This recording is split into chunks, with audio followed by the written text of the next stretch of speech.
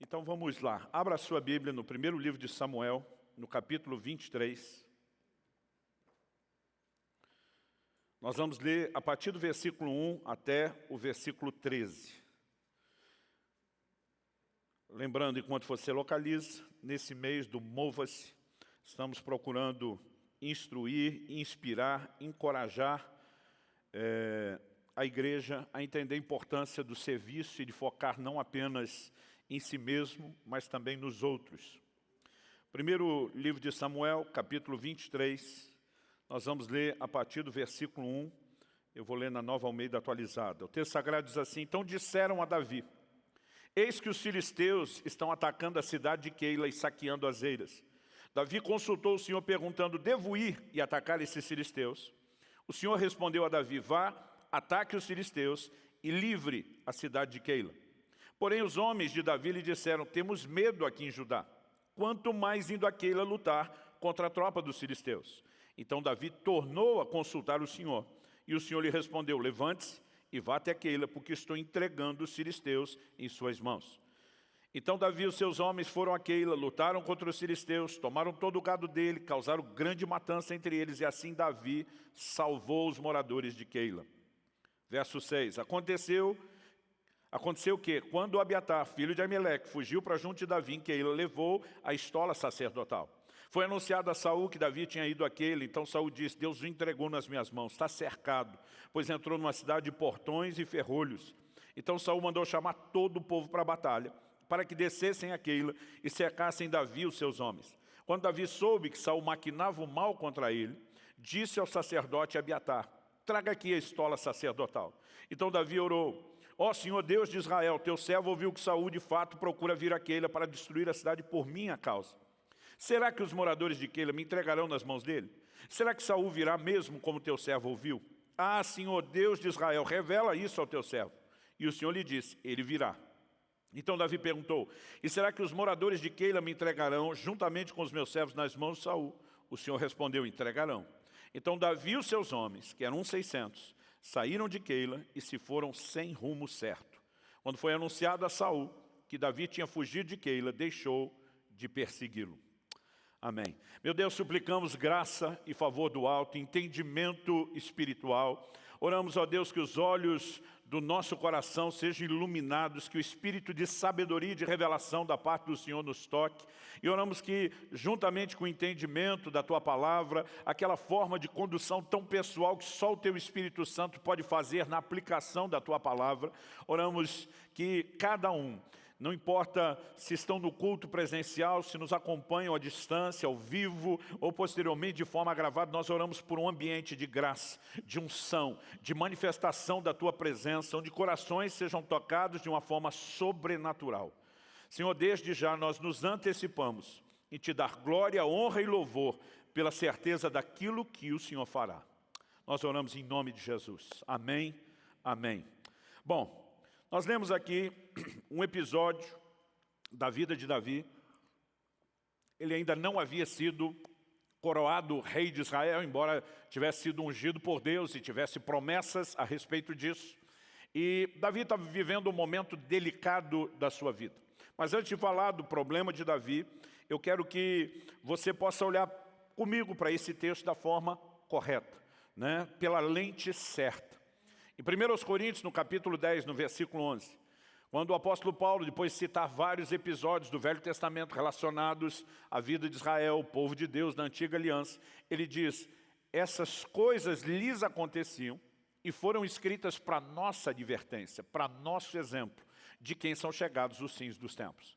Ou seja, a perspectiva ótica que Paulo nos remete a olhar para essas histórias, esses episódios do Velho Testamento registrados, é que a gente não deve olhar para isso apenas como história, apenas como um registro cronológico de um momento, de um povo, mas ele está dizendo são referências, servem de advertência, servem de ensino.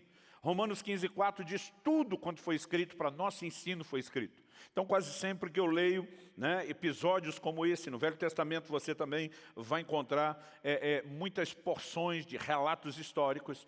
A ideia é sempre procurar qual a lição.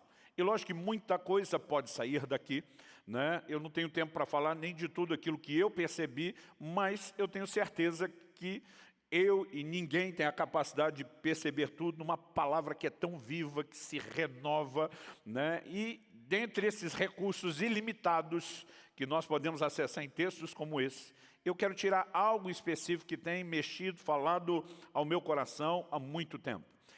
Eu nunca ouvi uma pregação sobre isso, mas o insight que me fez perceber, pelo menos o desenho principal, né, foi no meio de uma pregação do pastor Marcos Gregório, do Ministério Apacentar, que eu vi anos atrás. Ele veio ministrar em Curitiba num evento, e de repente ele faz um comentário, ele não se estendeu, mas aquilo me pegou com força. E à medida que o tempo passava, eu senti que eu deveria trabalhar esse assunto, em primeiro lugar para mim mesmo, e depois para os outros. Então vamos tentar entender aqui o contexto da história. Quando a gente começa lendo só o capítulo 23, uma porção como essa, não dá para ter noção do que está em desenvolvimento, do que está acontecendo.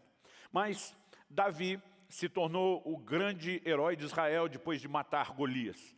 Saul o coloca como um dos principais líderes do seu exército e ele começa a ser cada vez mais vitorioso. Há palavras proféticas sobre ele, o seu reinado, né? O próprio filho de Saul, Jonatas, faz uma aliança com Davi. E a coisa vai tomando proporções onde Saul vai se sentindo muito inseguro e enciumado.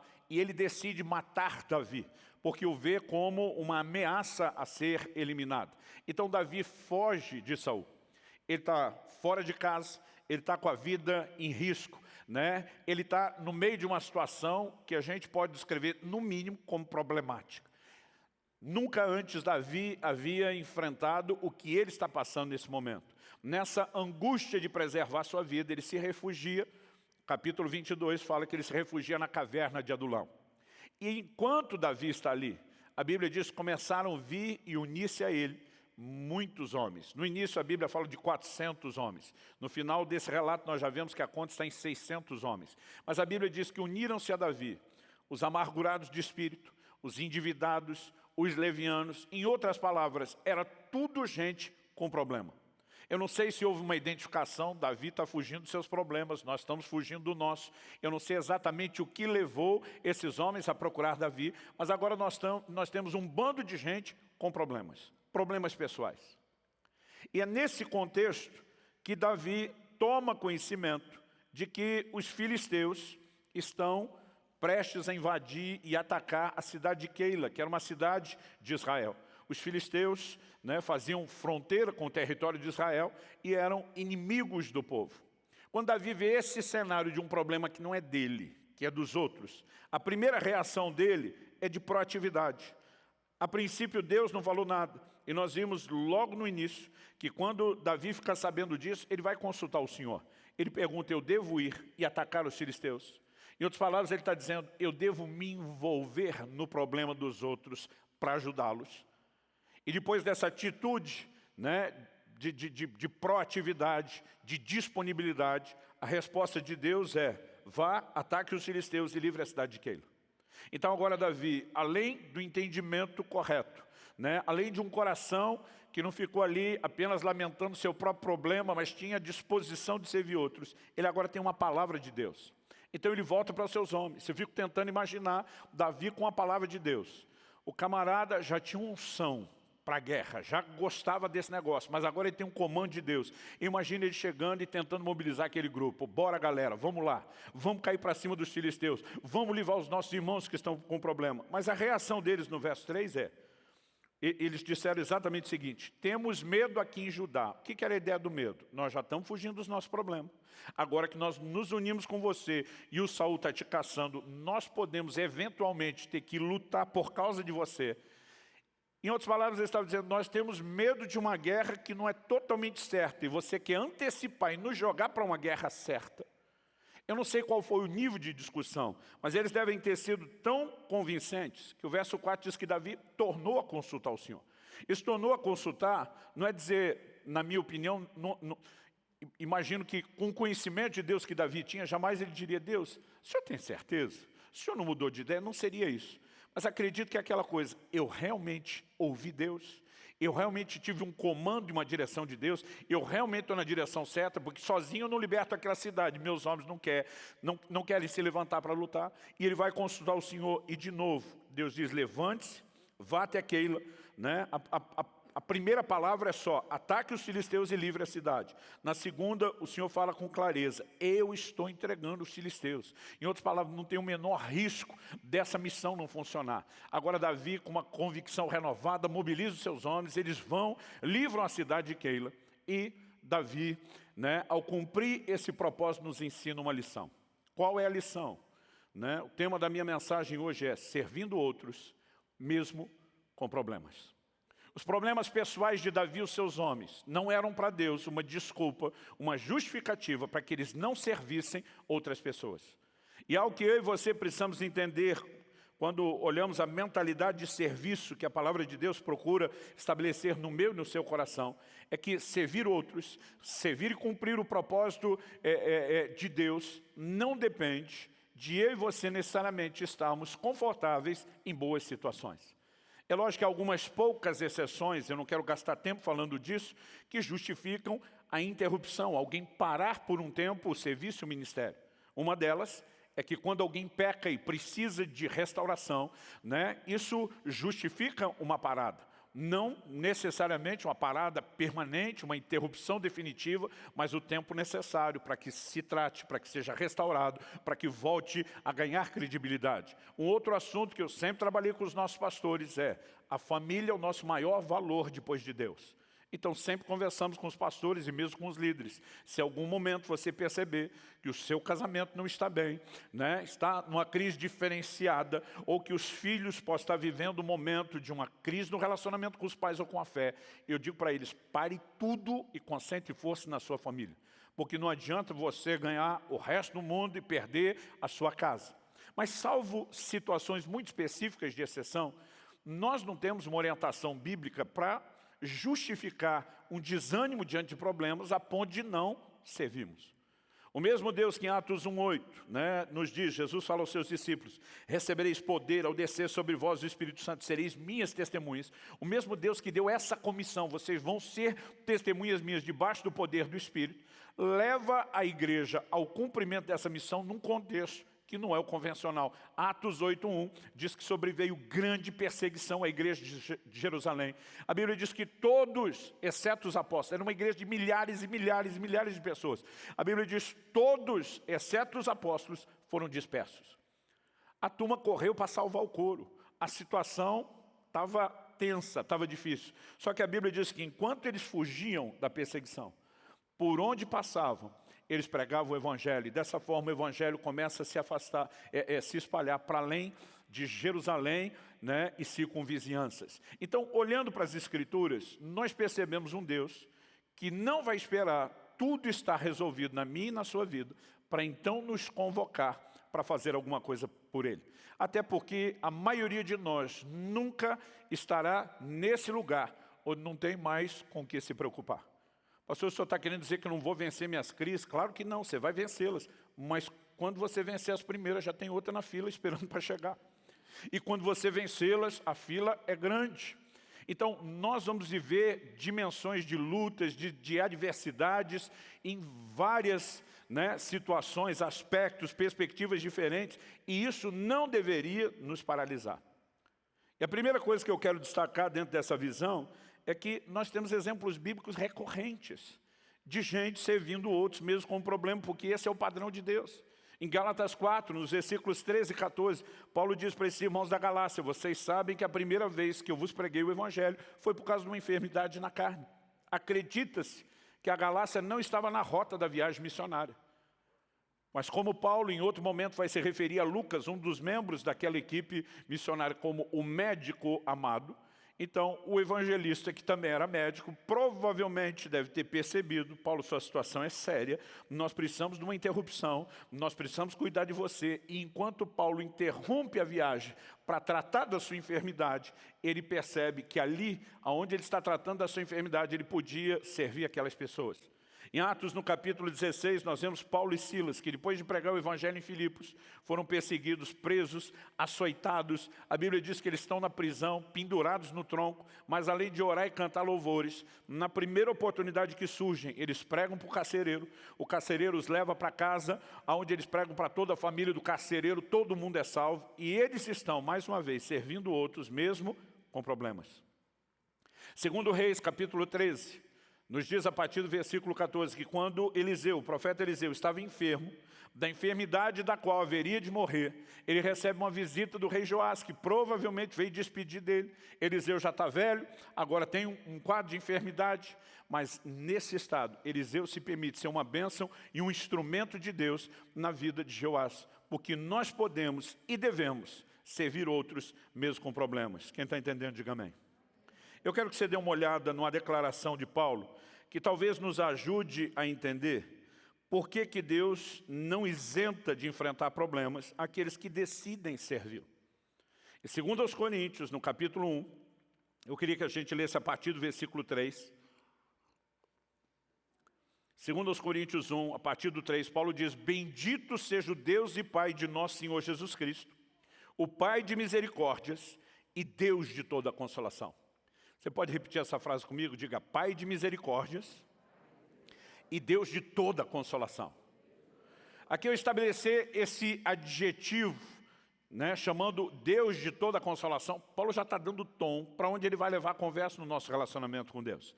No verso 4 ele continua e diz: é Ele, o Pai de misericórdias, o Deus de toda consolação, que nos consola em toda a nossa tribulação. Então, uma coisa que eu e você podemos ter certeza, em primeiro lugar, é que teremos problemas, mas em segundo, nós temos um Deus que nos fortalece em meio aos problemas. Você pode dizer amém? Quantos são gratos a Deus por isso? Mas ele diz assim: é Ele que nos consola em toda a nossa tribulação. Só para a gente sobreviver, não. Nada do que Deus faz por mim e por você, é para parar apenas na gente. Deus sempre tem segundas intenções, quando ministra, quando toca, quando abençoa as nossas vidas, quando nos fortalece. Ele quer que a gente transborde aquilo que a gente recebe dele na vida de outras pessoas. Então, Paulo termina o verso 4 dizendo o seguinte: para que pela consolação que nós mesmos recebemos de Deus, possamos consolar os que estiverem em qualquer espécie de tribulação. Uma das razões pelas quais Deus não vai isentar quem o serve de enfrentar problemas é porque é justamente a capacidade dessas pessoas de vencer os próprios problemas, recebendo de Deus consolação sobrenatural, que vai dar não só autoridade para quando ele está diante de outras pessoas, dando um testemunho dizendo: funcionou primeiro na minha vida. Nós precisamos, de fato, carregar esse nível de autoridade. Uma das razões pela qual Kelly e eu esperamos tantos anos antes de escrever e publicar primeiro um livro sobre família e casamento, e depois mais ainda alguns anos sobre os filhos, é porque a gente queria ter uma história que pudesse ser sustentada diante dos outros, dizendo: nós sabemos o que nós estamos falando, nós vivemos isso. Depois de 25 anos de casado, eu olho para pessoas que pelo menos têm o tempo de casado que eu tenho para baixo e digo: funciona. Quando você anda nos princípios de Deus, funciona, a prova está aqui. Quando falamos a respeito dos filhos, a gente diz: funciona, a prova está aqui. Mas quando você vai consolar alguém que enfrenta problema, você consegue imaginar a crise dessa pessoa, se ela vivendo o perrengue dela, qualquer que seja o nível, ela está diante de alguém que nunca passou por isso. Eu acredito que se ela não chegasse à conclusão: ele não me entende, no mínimo ela pensaria: é injusto. Mas Deus permite que eu e você passemos por situações difíceis, para que Ele possa fazer algo por nós e para que isso nos dê autoridade de transbordar na vida de outros. Então, é quando você vence os conflitos do seu matrimônio que isso te autoriza a ajudar outros a vencerem. É quando você supera os desafios na criação de filhos que isso te ajuda em relação a outros. É quando você enfrentou tempestades materiais e financeiras, enfrentou por um lado privação, mas por outro provisão, que isso vai te dando bagagem para que você possa ministrar a outros. Então, aquilo que muitas vezes a gente quer usar como desculpa para parar o serviço, Deus está dizendo: é isso que te capacita para servir melhor. Mas vamos continuar a leitura de Paulo, porque ele vai falar coisas aqui importantes. Verso 5. Porque assim como transbordam sobre nós os sofrimentos de Cristo, assim também por meio de Cristo transborda o nosso consolo. No verso 7, ele diz o seguinte: A nossa esperança em relação a vocês é sólida, sabendo que assim como vocês são participantes dos sofrimentos, assim também serão participantes da consolação. Se é uma garantia que nós vamos ter problema, e o próprio Jesus prometeu, no mundo tereis aflições.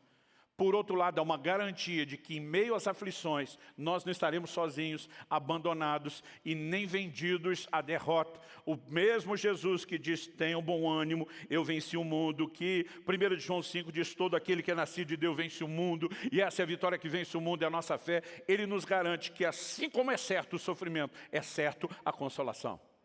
Então não importa o que venha pela frente, quando eu e você sabemos que não estamos sozinhos, que não fomos abandonados, nós podemos carregar essa esperança sólida que Paulo diz, haverá consolação sobrenatural. Agora, quem está falando isso não é alguém que não teve problema. Olha o que ele diz agora no verso seguinte, 8, porque não queremos, irmãos, que vocês fiquem sem saber que tipo de tribulação nos sobreveio na província da Ásia. Quando ele vai falar que tipo, eu, particularmente, acredito que ele não está dizendo, ele não está ameaçando contar o que aconteceu. Provavelmente isso já era bem conhecido deles. Quando o apóstolo Paulo diz que tipo, ele vai falar do impacto que essa tribulação teve sobre ele, sobre suas emoções. Olha o que ele diz. Foi algo acima das nossas forças, a ponto de perdermos a esperança até da própria vida. Observe que isso aqui não significa decidir tirar a vida. É muito importante que eu e você possamos ter um entendimento bíblico claro de que o suicídio não é solução, ele é uma sentença de condenação eterna. Paulo escreve aos Coríntios e diz, se alguém destruir o templo do Espírito, Deus o destruirá. O que significa Deus o destruirá? O cara já destruiu o corpo, o que é que subiu, o que é que sobrou para Deus destruir? O cara já destruiu a vida dele nessa esfera natural, biológica, o que é que sobrou para Deus destruir? Nós precisamos entender que o mesmo Deus, que estabeleceu a vida, que nos ensina a não tirar a vida, colocou limites para que eu e você nunca atravessemos. Ah, não, pastor, mas na Bíblia nós vamos ver uns homens de Deus desistindo de viver, mas nunca tirando a própria vida. Você vê Elias disse para o Senhor, melhor me é morrer do que viver. Tipo, resolve aí, que eu estou de mão atada, eu não posso.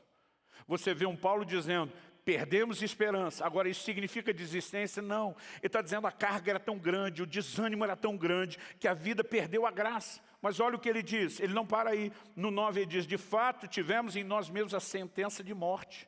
Essa sentença de morte não era uma condenação legal, mas ele perdeu completamente a perspectiva. Mas ele diz assim, tivemos em nós mesmos sentença de morte, para que não confiássemos em nós mesmos, e sim no Deus que ressuscita os mortos. Paulo está dizendo, quando passamos por situações difíceis, quando descobrimos as nossas limitações, quando percebemos a nossa insuficiência, a nossa incapacidade, só existe uma saída, é olhar para o Deus que pode, é reconhecer que nós não podemos. E ele diz, nós decidimos confiar no Deus que ressuscita os mortos. O que é que Paulo está dizendo? Se até o cara que já morreu pode ser ressuscitado por Deus, porque o que está desanimado de viver não pode ser fortalecido. Então, nesse momento, ele começa a dizer, foi a hora que a gente descobriu a solução, a força não estava em nós, ela vinha do Senhor, é o Deus de toda consolação, é o Pai de misericórdias. Agora, olha o verso seguinte, o 10, ele diz, o qual nos livrou. Então ele está dizendo, eu não perdi essa batalha, nessa tribulação intensa que aconteceu na província da Ásia.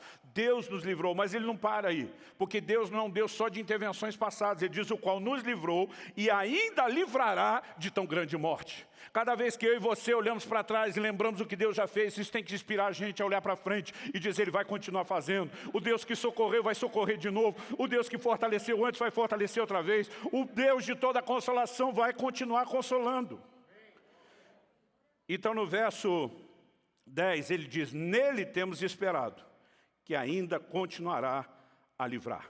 Ele diz, nos livrou, livrará, mas isso não significa um crédito só para mais um livramento. Depois ele diz, e continuará a livrar. Deus seja louvado.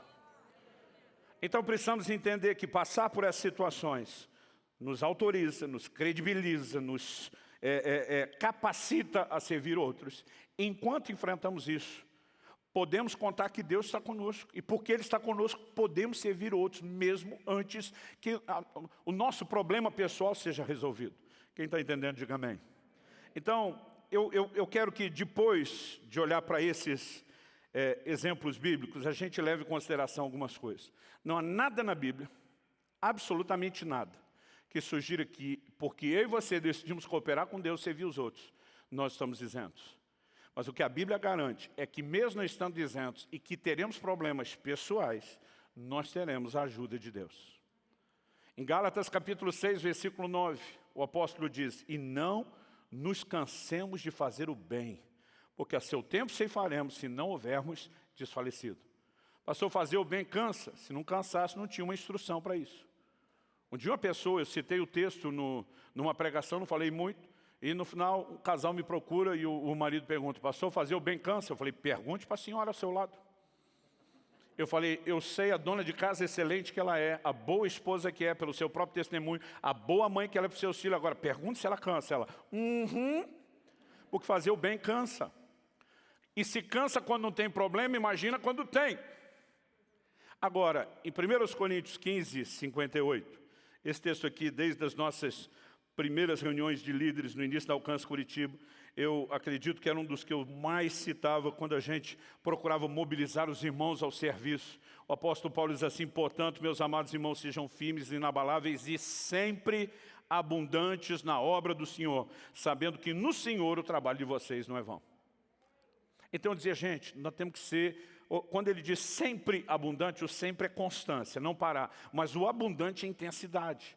Então eu dizia, nós temos que ter a constância e a intensidade, nós não podemos parar, né? O trabalho no Senhor não é vão, haverá recompensa um dia. E eu usava muito esse texto, mas uma coisa que por anos eu nunca enxerguei, por isso não falava, é que primeiro, antes de mandar ser sempre abundante na obra do Senhor, ele diz: sejam firmes e inabaláveis. Por que tem que ter firmeza? Por que tem que ser inabalável? Porque senão depois nós não vamos ser nem constantes e nem tensos no serviço do Senhor. Nós precisamos de firmeza para enfrentar os problemas e não deixar que eles nos abalem. Mas nós precisamos de firmeza para lidar com emoções. Porque acredite, nós teremos que enfrentar algumas emoções difíceis, né? Uma delas é às vezes aquele senso meio de injustiça: Senhor, eu estou me doando, cuidando do seu reino, cuidando das suas coisas, e parece que o Senhor não está cuidando das minhas. E se você não tiver uma fé firme e sólida naquilo que Deus tem, né, para comunicar por meio da sua palavra, você pode se abater no meio disso. Mas tirando isso, vamos voltar na história de Davi em 1 Samuel 23, que é o nosso trilho.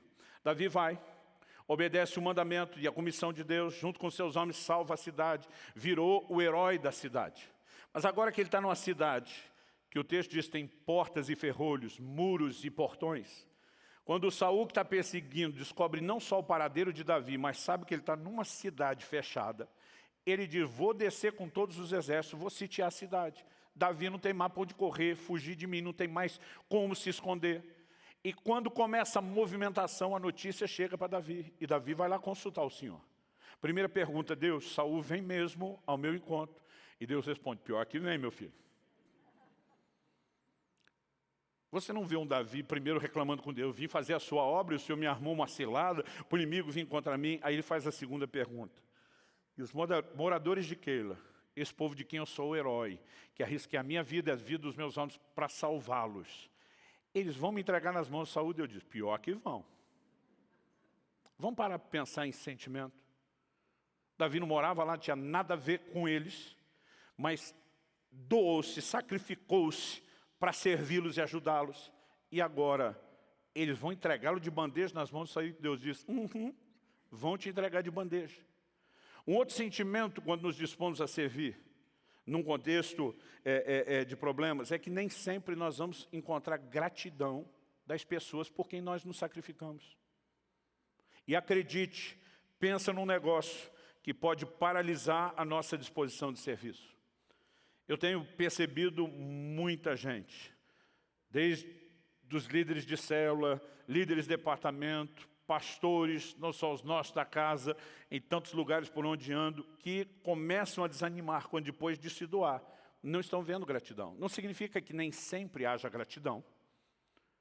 Embora às vezes a gente com uma lente errada possa ver ingratidão onde também não tem, porque a gratidão não foi expressada, mas é certo que nós vamos ter momentos de gratidão. Eu falei de Paulo na cadeia, ele e Silas tinham sido açoitados, mas depois de ministrarem, o carcereiro e a sua família se converteram. A Bíblia diz que ele lavou, tratou das feridas, dos açoites. Era uma forma cruel de punição, que machucava muito. A Bíblia diz que ele lhes deu de comer. Tem gente que vai demonstrar gratidão. Quando o navio onde Paulo está se dirigindo para Roma naufraga na ilha de Malta, depois de Paulo ministrar a ilha toda, um avivamento, gente sendo curada, quando chega a hora deles serem encaminhados em outro navio para o destino, a Bíblia diz que os moradores da ilha encheram eles de provisão. Nós não podemos dizer que todo mundo vai ser ingrato. Muita gente vai expressar gratidão. Mas sabe o que eu acho interessante? Não há um indício de Davi ter reclamado. E não há nenhum indício daqui para frente da história de Keila, o que aconteceu lá, ser trazido à tona. Tem coisas que Davi, lá no fim da sua vida, está trazendo à tona. Ele, por exemplo, tem uma conversa com Salomão, seu filho, quando Salomão assumiu o reino, ele diz: dá um jeito de resolver o problema de Joabe, que eu nunca resolvi. Joabe e seus irmãos tinham uma liderança forte. Davi, por mais forte que fosse na sua liderança, nunca ousou enfrentá-los. Agora ele está remoendo isso. Eu devia ter feito direito. Aquilo não aconteceu. Nós temos vários exemplos nesse sentido. Mas o assunto de Keila nunca mais veio à tona. Quando Deus diz para Davi: Saul vem mesmo e o povo vai te entregar, ele pega os seus homens e diz: bora.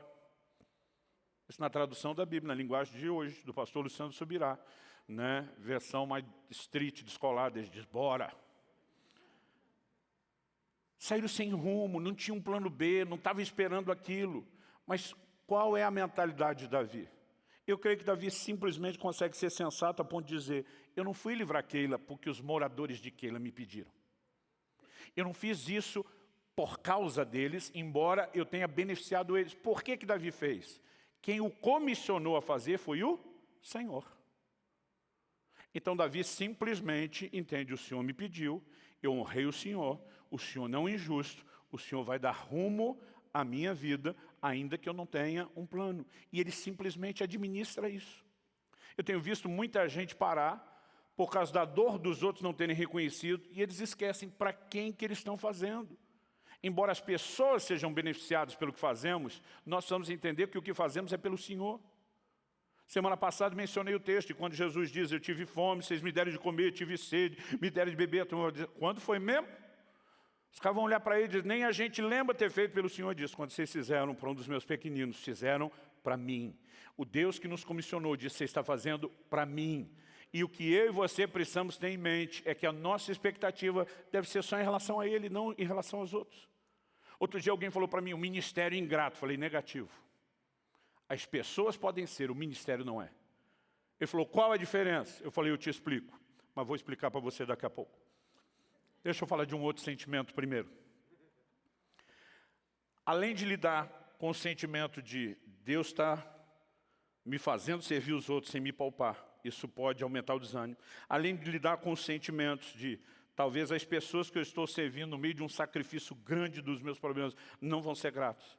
Eu, particularmente, depois de descobrir isso na minha vida, comecei a descobrir na de outros. Que às vezes nós ainda lidamos com o sentimento de uma aparente injustiça, porque Deus não é injusto.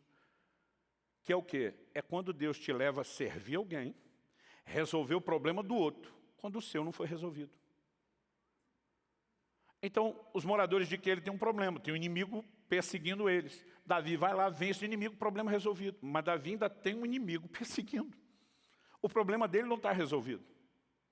Em Gênesis capítulo 20, verso 17, a Bíblia diz que Deus manda Abraão orar pelas mulheres da casa de Abimeleque, que eram estéreis, não podiam ter filho. A Bíblia diz que Abraão orou por elas e Deus abriu a madre, e a mulherada toda pôde conceber. Agora, o que é curioso é que a mulher de Abraão, Sara, mesmo tendo uma promessa de Deus, ainda não deu à luz a um filho, e vai demorar muito tempo o milagre dela acontecer. E às vezes é um sentimento estranho você se ver sendo um instrumento de Deus para ajudar outros, quando você não está com a sua situação resolvida. Eu já tive situações de Deus me levar a dar uma palavra para a gente que estava desanimado. E sobrenaturalmente eu vi aquela pessoa ser levantada. E quando eu saí daquele encontro, falei para Deus: ele está de pé, mas eu estou mais desanimado que ele. Já vi Deus me usando para dar palavra profética e anunciar a chegada de um milagre de provisão. Num camarada estava assim, numa situação financeira terrível, terrível. E quando aquele negócio aconteceu, eu falei para Deus: mas o Senhor sabe que eu estou pior que ele. E muitas vezes vai dando esse sentimento de: o Senhor me usa a resolver o problema dos outros, mas não resolve o meu. Mas o dia que eu realmente percebi esse sentimento errado no meu coração, acredito que isso deve ter sido janeiro de 1998. Eu morava ainda em Guarapuava, fui servir uma igreja no interior de São Paulo, e foi uma agenda que eu quase cancelei, porque eu tive uma hérnia de disco. Fui carregar uma caixa muito pesada, cheia de louça, numa mudança que Kelly e eu fizemos. E na hora de pegá-la, eu tive todo cuidado, dobrei os joelhos, costa ereta. Mas eu andei um pouco e eu vi que não ia aguentar, era muito pesado. E antes de eu jogar aquela caixa no chão e quebrar aquela louça nova, eu recém-casado. Tinha casado em novembro de 95, o problema da louça foi em 97. Eu rapidamente abaixei de qualquer forma para tentar salvar a louça. E do jeito que eu abaixei com aquele peso, eu vi o estalo nas costas. E eu abaixei e já não consegui levantar. A dor era terrível, aquilo, parecia estar me paralisando. Bom, descobri, através do ortopedista que promoveu todos os exames, que era inclusive alguém da igreja, ele falou: pastor, o senhor arrumou uma hérnia de disco. Seu disco espirrou para o lado de fora das vértebras com aquele esforço abusivo que o senhor fez. E ele me disse o seguinte: o seu problema é tão sério que mesmo como ortopedista eu não sei se uma cirurgia resolve. E aquilo me deixou 15 dias sem levantar da cama. A hérnia pinçava o ciático.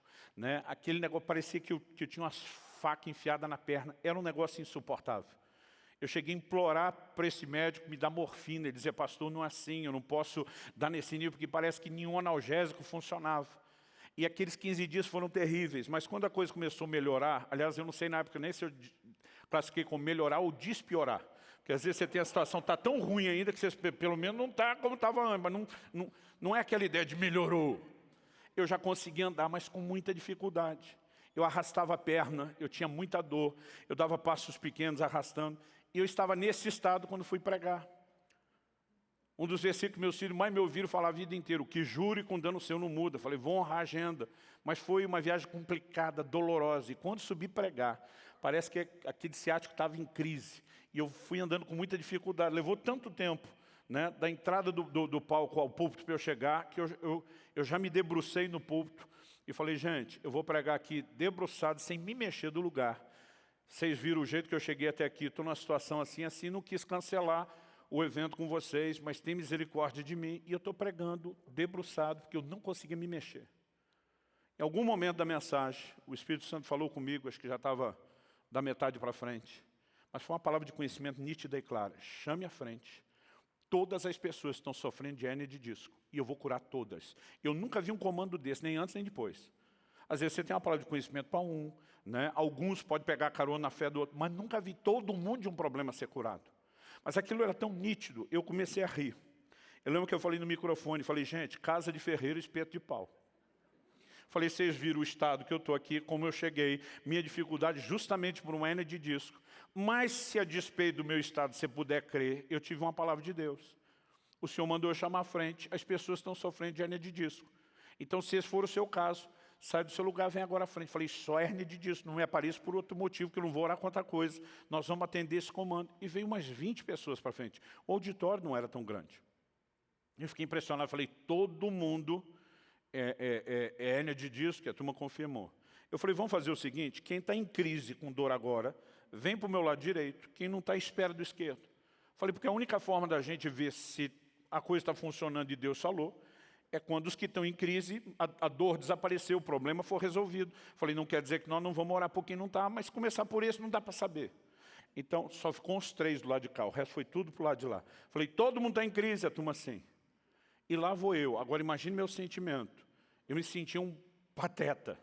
Deus está aqui para curar de hérnia de disco, porque Ele tem poder para curar. E eu pensava: olha o meu estado. Eu dizia: eu estou depondo contra tudo que eu estou tentando inspirar a fé deles. Mas mesmo assim eu pensava: Deus, o Senhor está me trolando. Aí, com muita dificuldade, eu demorei quase uma eternidade para chegar lá. E quando finalmente cheguei, desci a escada, cheguei perto do primeiro, e eu estendi a mão para tocar na cabeça dele. Foi impressionante. Na hora que eu fiz esse movimento, estender a mão, eu nunca senti isso antes, nunca senti depois. Mas saiu um calor do meu ombro, parecia um tiro de um canhão correndo pelo braço. E aquilo correu numa velocidade imensa e foi sincronizado. Na hora que eu estava chegando perto de pôr a mão na cabeça dele, eu senti aquilo correndo no meu braço. E a sensação que eu tive, que a hora que tocou, eu falei da sincronia quando estava saindo pela mão. Eu vi a reação da pessoa, o susto. Eu falei, o que aconteceu? Ele falou, um calor entrou em mim. Eu falei, cadê a dor? Meu Deus, não tem dor! Aí ele gritava, eu brinco que tudo que você precisa na hora que vai orar com os outros é que dê certo com o primeiro. Porque empolga a fé de todo mundo. E esse cara começou a pular, dançar, dar glória a Deus. E eu sabia que algo estava acontecendo, até porque eu senti. Mas aí eu vou para o segundo. Mal conseguindo arrastar minha perna. Toquei o segundo, o tiro de canhão, aquele calorão, no meu braço de novo. Eu vi a reação do segundo, falei, esquentou aí? Ele falou, não, esfriou. Falei, estava quente quando saiu daqui, mas não importa a temperatura. Cadê a dor? Meu Deus, não tem dor, não tem mais dor. E aí está lá fazendo festa. Aí eu olhei para o terceiro, falei, está pronto, está pronto. E bum, tiro de canhão. E o quarto, irmão, quando chegou no sexto, eu me arrastando de um para o outro, falei para Deus, não é justo. Olha o meu estado. Mas como era muito feio eu botar a mão em mim mesmo, eu peguei assim, tentei fazer de forma discreta, pus a mão nas costas, tipo mulher grávida. Botei a mão nas costas, mas não tinha tiro de canhão comigo.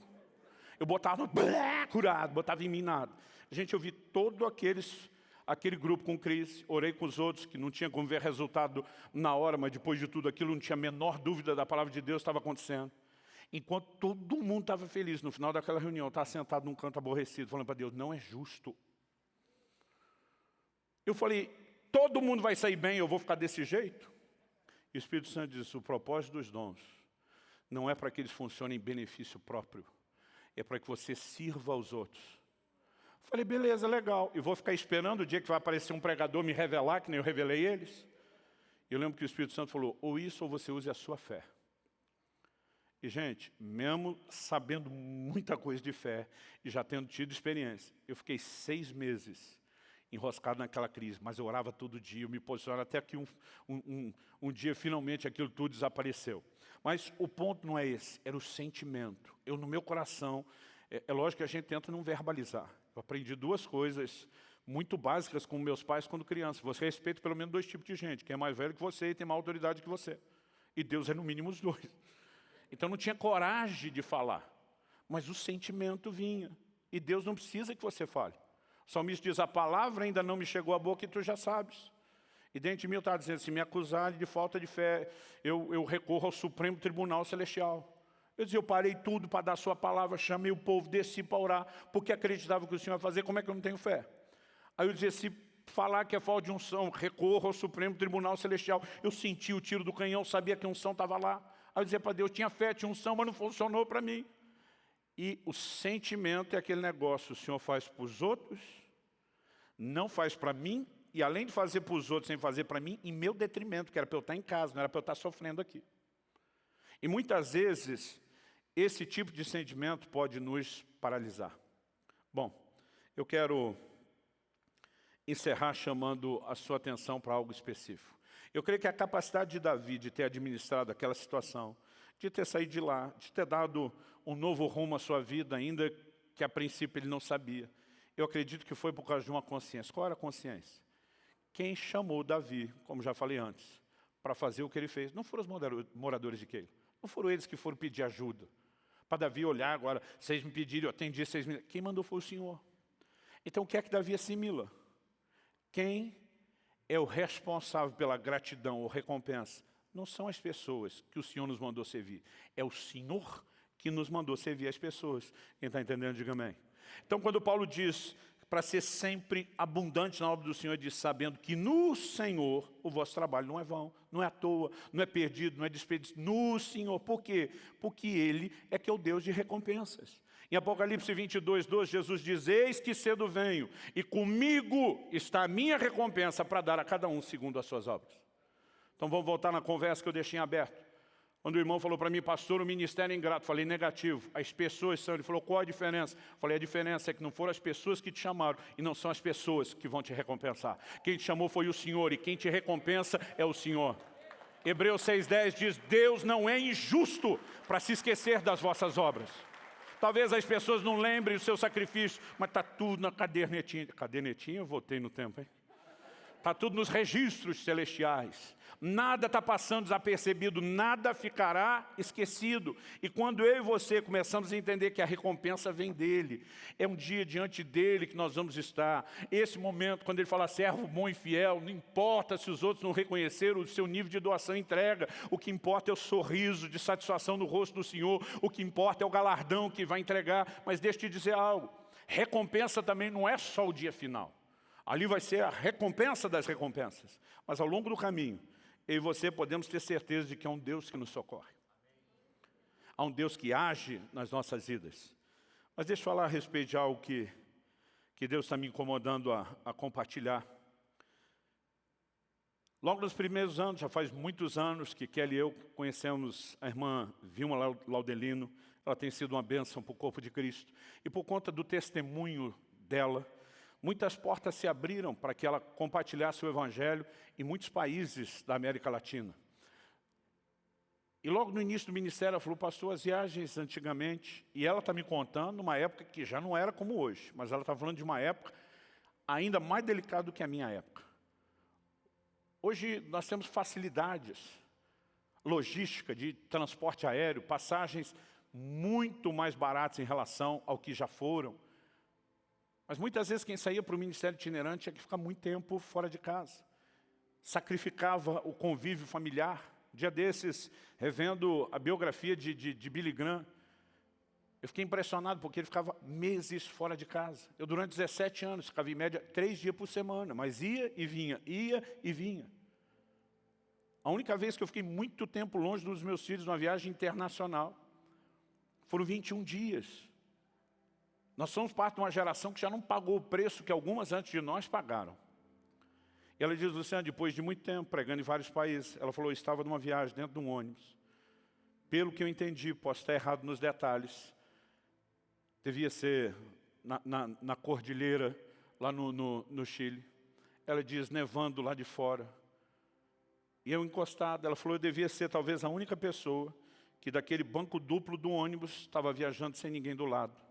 Ela diz, eu olhava pela janela e eu estava muito desanimada, muito cansada de tudo, do trabalho, da dedicação, dos sacrifícios.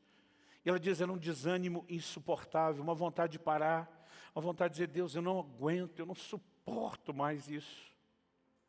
Ela diz, e de repente alguém se sentou no banco ao lado.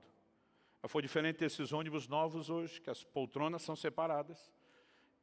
Eu não sei quantos são, pelo menos da minha época ou para trás, que lembram daquele banco que era fixo, para dois sentarem juntos. Ela diz, quando a pessoa sentou do lado dela, o ter largado o peso do corpo chacoalhou o banco dela, não tinha como ela não perceber. Pelo movimento de alguém sentando, ela, embora estivesse virado pela janela, ela olha com o rabo do olho, com o canto do olho. E o que ela percebeu ali foi apenas um pedaço da perna e dos pés. E ela diz, essa figura que sentou do meu lado era muito estranha. Porque era um homem, dá para ver o pé e a perna masculina, mas ele usava um vestido. Ele usava uma sandália no pé, que não combinava com o inverno do lado de fora. Mas ela diz, eu estava tão focado no desânimo, que apesar daquilo ter chamado a atenção, não pensei muito. Ela diz, mas aquele homem se aproximou, chegou com a boca relativamente perto do ouvido para um contato de um estranho, e disse, minha filha, não desanime, não desista. Ele dizia, eu preciso de você. Eu preciso do seu serviço. E Vilma diz, Luciana, o sentimento dentro de mim era de raiva, de injustiça. Eu não tenho nem direito de sentir um desânimo e já sou pressionado. Ela diz, eu não sei quem é esse doido ainda metido a profeta que vem invadir o meu momento. O coração dela não estava aberto. Mas depois de ter falado aquilo, a pessoa levantou e saiu, e daqui a pouco caiu a ficha. Ela diz, meu Deus, como eu fui rude. Deus envia um profeta, pelo menos deve estar achando que é, para vestir desse jeito, falar comigo, e eu sequer dou um sorriso, uma reação. Então ela levanta, o ônibus está em movimento, não parou em nenhum momento. E ela começa a procurar, e ela vai e vem várias vezes no ônibus, não tem ninguém com aquelas características. E porque ela não acha a pessoa, ela está confusa, e ela pergunta para as pessoas em volta, onde está aquele homem que acabou de levantar aqui? Senhora, a senhora está viajando o tempo todo sozinha. Ela falou, eu sei, mas alguém sentou aqui e acabou de levantar. Ninguém se mexeu nesse ônibus há muito tempo. Pergunta para um para o outro. Ela diz, não, eu tenho certeza. Demorou para ela entender até que Deus falasse ao coração. Eu estava ao seu lado. É por isso que ninguém tinha visto. É por isso que ninguém tinha percebido. E ela diz assim, subirá, que vergonha. Eu já estava com vergonha de imaginar que eu tratei uma pessoa, um irmão em Cristo daquele jeito. E quando eu pensei na possibilidade de ainda ter reagido assim ao meu Senhor, ela falou, que vergonha. Mas a verdade, todos nós vamos lidar com alguns desses sentimentos. Eu falei, e aí? Qual o desfecho dessa história? Ela diz, o desfecho é que toda vez que eu estou cansado dos meus próprios problemas ou do sacrifício que a gente faz para aparentemente não ter retorno de ninguém, eu lembro daquela voz. Não pare. Não desanime. Eu preciso de você. Eu preciso do seu serviço. Eu não preciso ser profeta para saber que você tem enfrentado e passado por problemas, senão um tipo é outro. E como eu disse antes, a hora que resolver um, tem mais na fila. A treta é contínua, ela se renova. Mas algo que eu posso te dizer com toda certeza é que, se somos participantes do sofrimento, seremos da consolação. Há um Deus que não nos abandona, há um Deus que conta conosco, há um Deus que precisa de mim e de você. E já que estamos falando da recompensa, lembrar que a recompensa não é só o porvir. Há coisas que eu e você podemos experimentar agora, além do consolo do próprio Senhor. E há momentos onde Deus vai dizer, encara a dificuldade. Gente, nós precisamos entender que não é porque Deus nos dirigiu a fazer algo que nós não vamos ter problema. Em 1 Coríntios 16, 9, Paulo diz, uma porta grande e eficaz se me abriu no Senhor. Ele diz, mas há muitos adversários. Um dia eu li aqui e falei, ué, Deus abriu a porta, tem adversário? Aham. Porque a porta que Ele abre não significa que não haverá adversidade. Mas o que eu e você podemos ter certeza não é que porque Deus abriu a porta não tem problema. É que independente dos problemas que estejam do outro lado da porta, o Deus que nos abriu a porta não nos abandona. Há momentos onde o Senhor fala aos apóstolos, vão, preguem, não se calem, não tenham medo, estão sendo proibidos, estão sendo intimidados, estão sendo presos, estão sendo açoitados. Fala e não te cales. Em outras palavras, está dizendo, não tenha medo dos problemas, nem dos seus, quando eu te enviei para o ministério, nem dos que surgirão no ministério. Sirva os outros, mesmo com problemas. Agora a Bíblia diz que os amigos de Jó vêm com a intenção inicial, aparentemente, de consolá-lo, mas daqui a pouco eles estão acusando, dizendo que você tem que ter pecado. Nada disso aconteceria se você não tivesse culpa no cartório. E não basta tudo que Jó está vivendo, ele ainda tem que lidar com esse incômodo. Mas o livro de Jó termina com Deus dizendo para ele, ore pelos seus amigos. Ore por esses que estão importunando você. E a Bíblia diz que enquanto Jó orava por seus amigos, Deus mudou o seu cativeiro. Uma das melhores coisas de Deus nos mobilizar a servir mesmo com problemas é que quando nós focamos nos outros e não na gente, isso chama a atenção de Deus para nós e não só para os outros que nós servimos. Eu já estive em muitas situações onde eu mencionei aquele sentimento que estou fazendo para o outro, não aconteceu para mim. Mas eu posso contar várias outras, onde eu comecei a perceber que enquanto eu fazia pelos outros, algo era liberado sobre mim. Talvez Abraão não percebeu que enquanto ele semeava ministração para as mulheres da casa de Abimeleque vencerem aquele problema, ele estava plantando uma semente que ele colheria em prol da sua esposa. Um anjo de Deus aparece para Cornélio, Atos 10, e diz, tuas orações e tuas esmolas subiram para a memória diante de Deus. Em outras palavras, a ajuda que você oferece ao necessitado chamou a atenção de Deus para você. Então, apesar de haver um dia de recompensas futuras, até que esse dia chegue, não significa que eu e você vão ficar sem intervenção de Deus em nosso favor. Eu não vim aqui hoje te apontar o dedo se você andou desanimando, andou diminuindo o ritmo do serviço ou até parando. Mas eu vim te encorajar a retomar o passo, a perseverar e a acreditar que é um Deus que te consola. Quando alguém diz, pastor, você não tem ideia do quanto esse desânimo está me paralisando. Eu falei, olha, uma ideia perfeita não. Mas depois de passar isso tanto tempo e lidar com tanta gente que de coração quer servir a Deus em frente à mesma coisa, é lógico que eu tenho a noção. Mas às vezes eu falo para a pessoa, você não tem noção do que é viver o consolo. Não há motivos para parar, não há motivos para desistir, só por causa de problemas. Eu quero que você fique em pé, nós vamos orar juntos.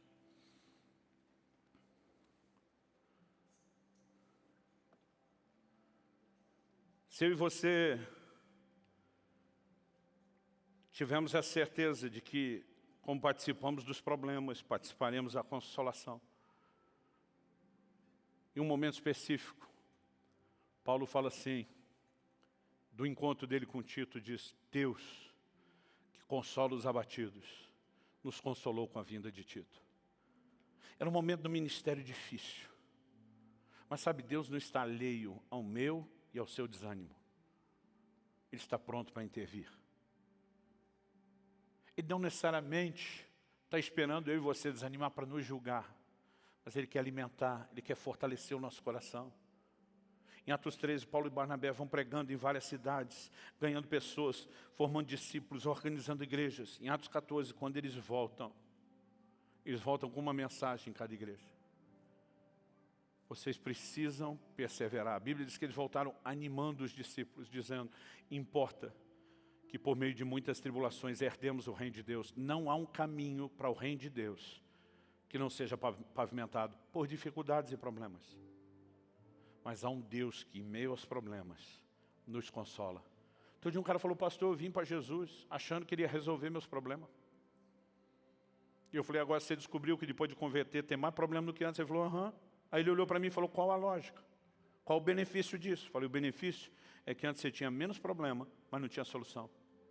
Agora você tem mais problema e tem solução. Eu falei: você vai fazer a conta só com o problema? Ou vai colocar a solução na equação? Ele: boa. Ele falou: todas as minhas queixas desapareceram nesse momento. Eu gostaria que nós tivéssemos um tempo de oração nesse momento. Não apenas nos expondo ao Deus de toda consolação, ao Pai de misericórdias, ao Deus que consola os abatidos. Mas onde você também pudesse avaliar: será que eu andei diminuindo o meu ritmo? Será que eu estou devagar, quase parando? Será que eu estacionei? Qual a razão pela qual fiz isso? Eu gostaria de te dar a oportunidade de, diante do Senhor, renovar a disposição no seu coração. Senhor, eu não vou me deixar abater. Não importa se é o sentimento de injustiça, parece que eu estou com problema, eu tenho que ajudar os outros, parece que o Senhor faz dos outros, não faz para mim, parece que os outros um pouquinho me dão, não agradece. É você lembrar: eu estou fazendo para o Senhor. O Senhor não só merece o meu serviço, mas ainda não é injusto para esquecer. Haverá um dia, quando eu e você estivermos diante dEle.